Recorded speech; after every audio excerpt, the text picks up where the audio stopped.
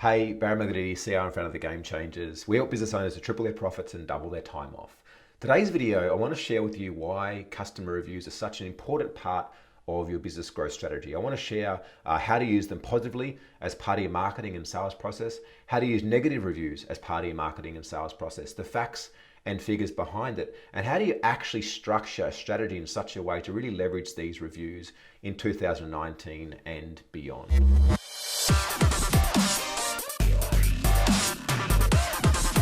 Reading an interesting article this morning about a guy who felt that the review system was fraudulent and decided to test it out.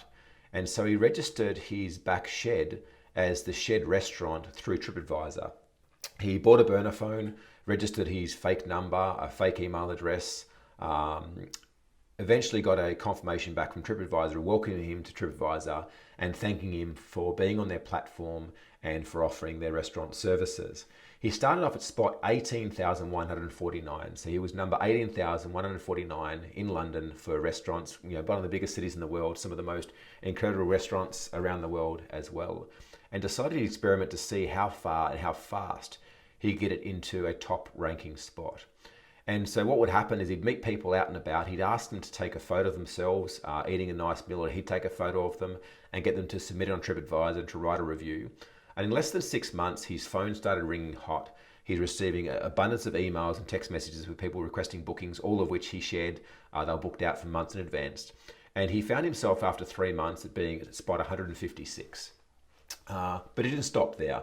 With this endless pursuit of understanding how quickly he could move to a top-rated position and noticing the traction he'd already built in a very short period of time, he started to receive sample orders, sample supplies from different suppliers, whether it was food preparation and tea bags and things like that.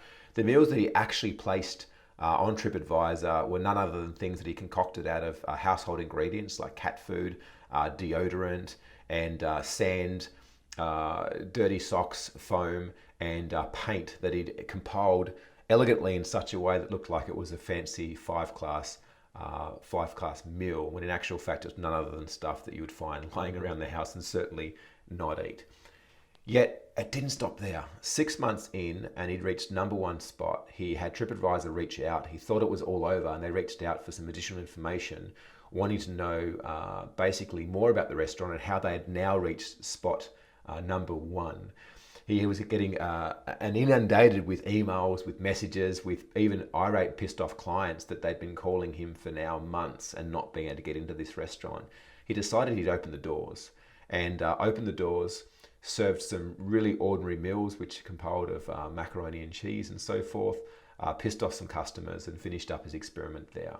And I thought it was an interesting story and something that happened because it does show the power of reviews. Now, by no means am I advocating going out and getting false reviews, because I think that karmically it's a very bad thing. And I think that, ethically, if that's what you feel you have to do to survive in business, you probably should shut up shop now. You should be striving to generate an incredible experience for your clients where they want to give you a 5-star review for your product and service.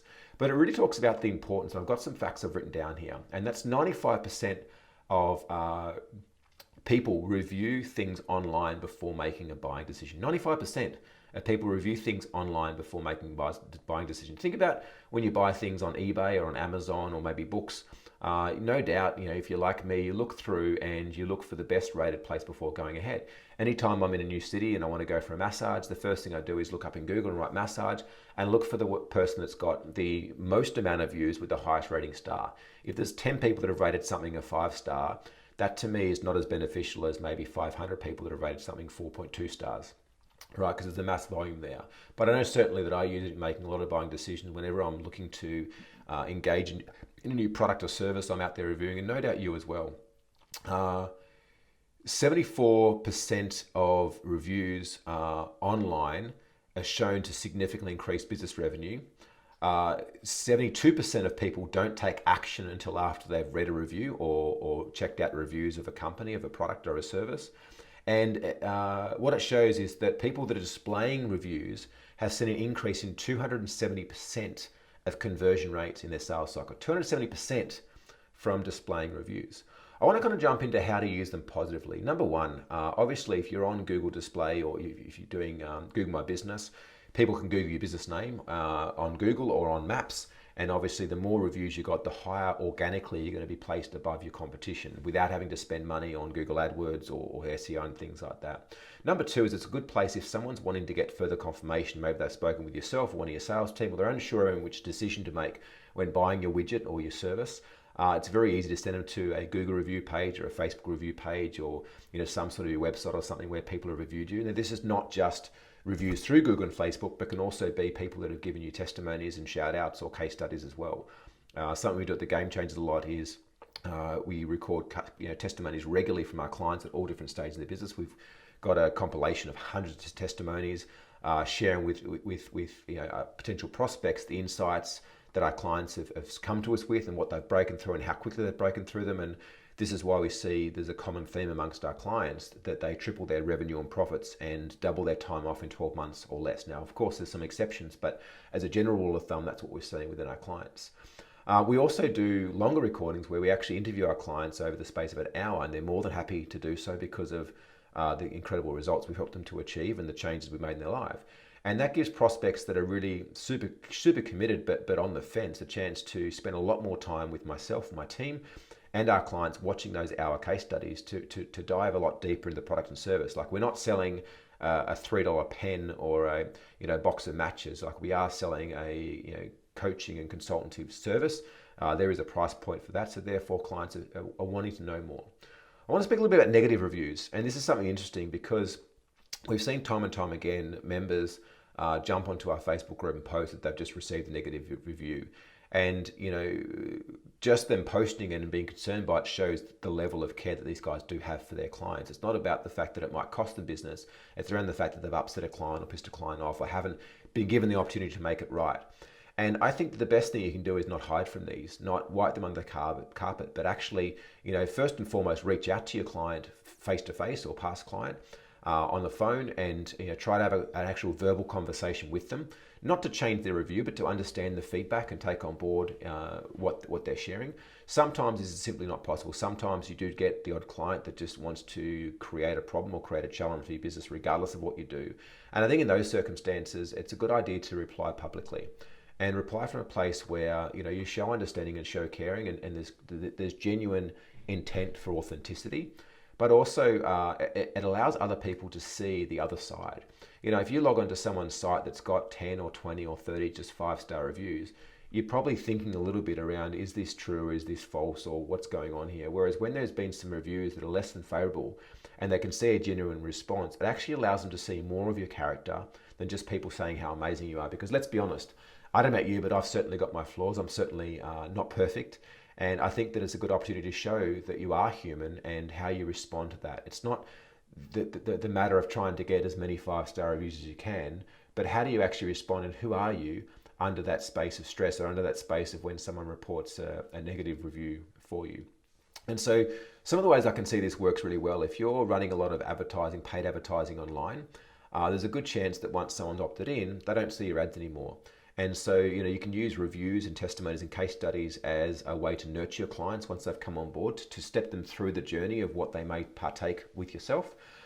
You can also use them, when we run a lot of Facebook ads and run funnels and things, after they've opted in for your initial lead magnet, the second page when you're asking for some form of more commitment, maybe you're wanting to jump onto a call, maybe you want them to spend some money with you, you can use that almost as like a sales room. Have you ever been to somewhere where they've given you a proposal and they've walked you into a fancy room and you look all around the walls, and all around the walls is all these testimonies and case studies and awards and accolades and things they've won? That happens within a lot of larger businesses, especially ones that have got their things sorted. Yet when you're working from home or you're running an online business, it's harder to do that. So you can recreate that same environment through an online space where someone hits your landing page, your website, and they're just overwhelmed with so many case studies and testimonies and reviews and positive things and all sorts of facets of, that allows them to see more about you and your business and your product and your service and how you guys operate. And so, a few of the ways that we've used it is email sequencing, adding testimonies and case studies through email sequencing, across social media. So part of our social strategy is, as well as obviously delivering value and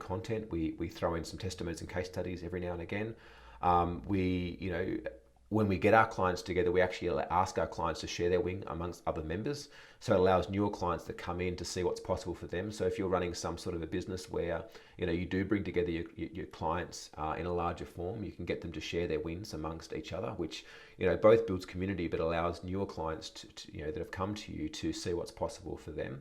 And equally too, I think that there's a good best practice to, when you have a conversation with a potential prospect or you're providing a quote or a proposal or something like that, to actually link them back into reviews and case studies and ask them to say, hey, I'd love you to go and check us out and to find a bit more about us. It's important that, not only we know about you and if we can serve you, but you know about us and if we can serve, and if you're actually the right fit for us. And so I recommend you jumping onto YouTube, onto Google, onto Facebook, wherever you encapsulate those reviews, and have them go through those reviews and obviously get another insight. And lastly, think about word of mouth marketing. Okay, word of mouth marketing is people that are going around and sharing how amazing your product or your service is. But there's also electronic word of mouth marketing, and this is where case studies, recorded videos, audios, testimonies, reviews written online, that's electronic word of mouth marketing, and it works as well, if not even more powerfully, than one of your prospects going down the road and telling a friend around how amazing your service is. And so my recommendation to you is to look to incorporate some sort of a review strategy into your marketing and sales process. If you're a business owner and you're looking for other ways to grow your business, if you're wanting to triple your profits and double your time off, if you're wanting to set up systems and processes, hire and train and retain the right team members, or really just see your business move forwards from where it's at right now, I recommend you jump on a call with one of my team. By all means, check out our testimonies, our case studies through Google, through YouTube, through Instagram, Facebook, etc., etc. But book a call. There's a link somewhere around here to book a 15-minute application call where you can speak to one of my team.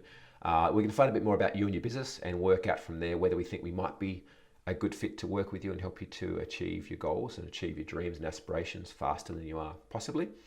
And if from that call we think you're a right fit, we'll look at booking a longer call where we can have a bit more of a chat about where you're at, where you want to go, and what are the steps and strategies that need to be put in place to help you to get there. And if we're a fit, we'd love to welcome you into one of our game-changing programs. My name is Barry Leonardi, CEO and founder of the Game Changers. Thanks for watching. Hopefully it's been of value.